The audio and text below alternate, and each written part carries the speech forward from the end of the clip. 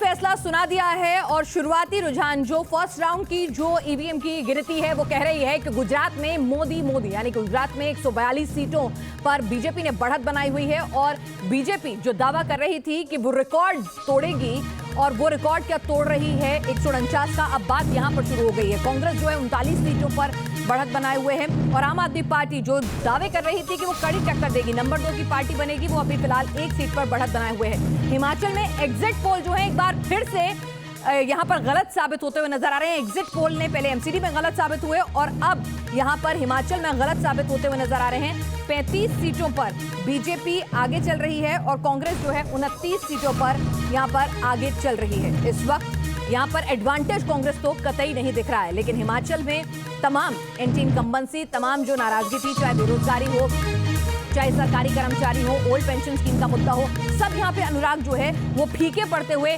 नजर आ रहे हैं। कोई भी मुद्दा जो है यहाँ पर ऐसा नहीं रहा कि वो बीजेपी को आने से रोक सके। तो इस वक्त की बड़ी खबर हम आपको बता रहे हैं। जो रुझान है वो इस वक्त आपके सामने गुजरात की 182 सीटों के जो शुरुआती रुझान है वो सामने आ चुके हैं।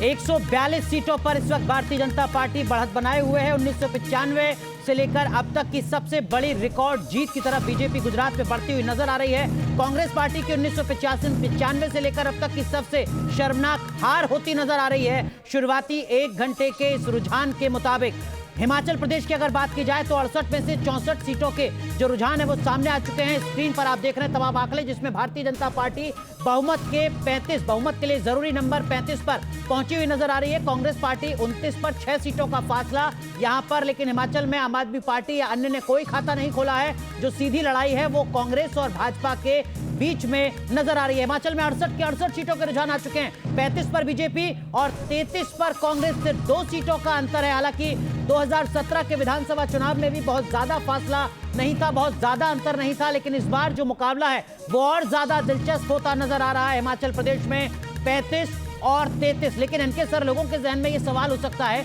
कि अगर ये टैली उल्टी होती, 35 पर कांग्रेस और बीजेपी 33 पर, तो सरकार किसकी बनती? नहीं, जाहिर अगर 35 होता तो वो हाफ वे मार्क जो होता है वो क्रॉस कर जाते।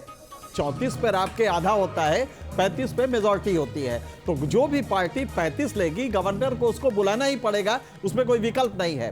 लेकिन हाँ, अगर ये 35 से 1 भी कम है तो वहां पे चूंकि कैबिनेट अवेलेबल नहीं होता है, लिहाजा गवर्नर का विजडम काम करता है और बोमई जजमेंट ने जो पैरामीटर सेट किए हैं वो काम करते हैं। लेकिन अभी देखना है कि ये 35 क्या बढ़ रहा है। अगर 35 भी है बीजेपी का तो गवर्नर को बुलाना पड़ेगा, इसमें कोई दो राय नहीं है जी। लेकिन 2014 में बीजेपी की लहर थी, प्रधानमंत्री नरेंद्र मोदी की लहर थी, निर्जा मैम लगातार सबने देखा, आपने कवर किया।